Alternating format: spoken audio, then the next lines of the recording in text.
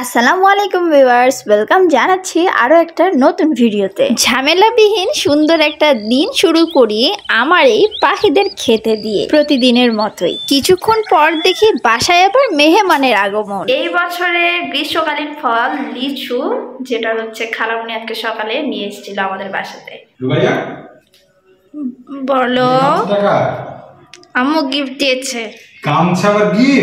হ্যাঁ, গিফট আর গিফট। যাকে ওর মাথাতে এখন পেঁয়াজের রস দিয়ে দিচ্ছি, যে একটু যত্ন করা দরকার, চুল পড়ে যাচ্ছে তারপর তো ও রান্না করার আগ দিয়ে বাজার করে নিয়ে আসলো আর একটা পছন্দের জিনিস নিয়ে চলে এসছে, তালকুর আর সিঙ্গারা। খালামণিকে থেকে যাওয়ার জন্য বললাম, কিন্তু খালামণির একটা কাজ আছে বলেই খালামণি আজকে আর থাকলো না। তারপর তো আস্তে আস্তে নিজের রান্না বান্না সব শুরু করে দিলাম। একটু আরামসে থাই খুলে দিব, বাতাস খাবো, রান্না করব, কিন্তু সেটা আর হয় না। রান্না করতে গেলে থাই অফ করো, বাতাস খেতে গেলে চুলা বন্ধ করো। আমার কাছে মনে হচ্ছে গাছ মাথা ঠুকছে। এনিওয়ে, রান্নাটা কমপ্লিট করে ফেললাম, ভাত, গরুর মাংস। কিন্তু ওয়েদারের অবস্থা মোটেও ভালো না। বিকেল বেলায় দেখছি যে কি একটা আকাশের অবস্থা। আর ঝড়ের এত সুন্দর সুন্দর নাম হয় কি করে?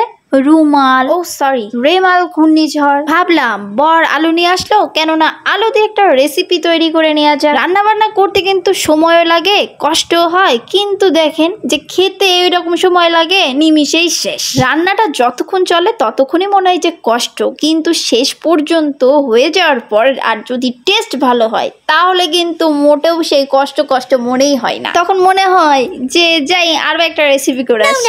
আমার আবার মাথা খারাপ আছে। কেমন মাথা খারাপ? যদি আমার কিছু খেতে ইচ্ছে করে, সেটা কিন্তু অবশ্যই আমার হাতের বানানো, কোনো কিছু কিন্তু বাইরে থেকে কেনা। তো আমি কি করি, যে হাতের কাছে যদি সেই প্রস্তুত প্রণালী থাকে তাহলে কি আমি শর্ট করে কিন্তু বানিয়ে ফেলি। এই তো কিছুক্ষণ আগে বানিয়ে ফেললাম পটেটো ওয়েজেস, আর এখন ভুট্টা পোড়া। দেখা হবে নতুন কোনো ভিডিওতে। আল্লাহ হাফেজ।